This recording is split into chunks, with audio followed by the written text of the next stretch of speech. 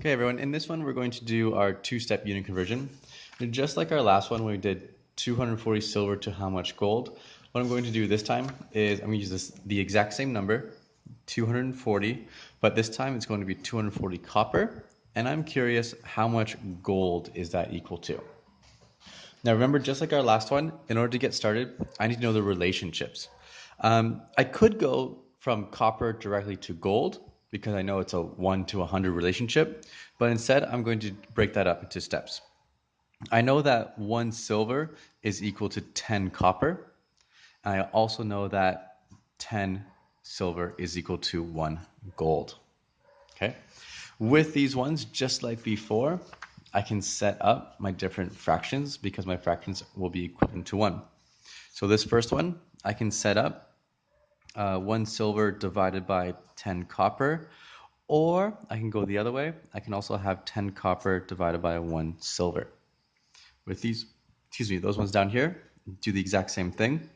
I can have 10 silver divided by 1 gold, or go the other way around. I have 1 gold divided by 10 silver.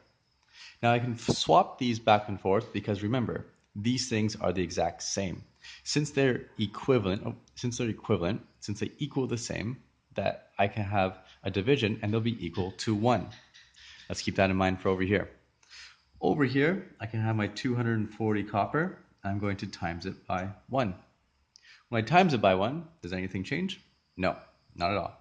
So since I can times it by 1, I'm going to put in my substitution in order to get rid of my copper.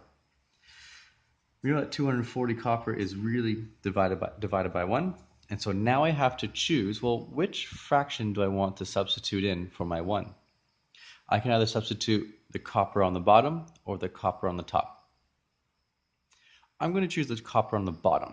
The reason I'm going to choose copper on the bottom is because up here I have copper on the top. So if I plug that one in, what happens now, I can now cross simplify.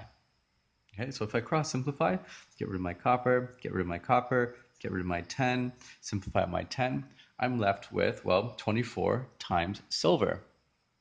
But I don't want silver, I want gold. So all of this is equal to silver, but what I can do now is I can multiply it by 1 again. I can theoretically multiply it by 1 an infinite amount of times. Does it ever change? No, because I'm only timesing by 1. For this one here, I'm going to make another substitution. With my substitution, as I plug in one of these fractions, which is equivalent to 1, I have to think, I have silver on the top. So do I want a fraction with silver on the top, or do I want a fraction with silver on the bottom? That's right, I want the one with silver on the bottom. I choose the one with the silver on the bottom, and that's because, well, now I have a top and a bottom. I can cross simplify. So here I have 24, 1, and 1 gold. On the bottom, I have 1 and 10. I can't simplify anymore, so let's rewrite this.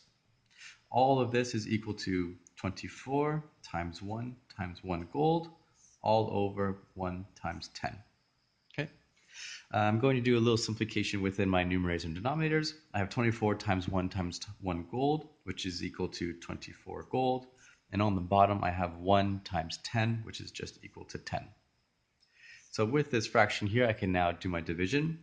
I have 24 gold is split up into 10. So how many gold is in each group? Well, it's going to be 2.4 gold. Right? And there we have it. We have 240 copper is equal to 2.4 gold. Okay. I hope that helps. In the next video, which is coming on Tuesday, I'll have a maybe earlier than that. I'll have a video on how to do more. It's following the same steps, but we'll show you how to do more, and we're converting meters per second all the way to kilometers per hour, or kilometers per hour all the way to meters per second. Okay. If you have any questions, email me, and I'll get back to you as soon as I can. Bye for now.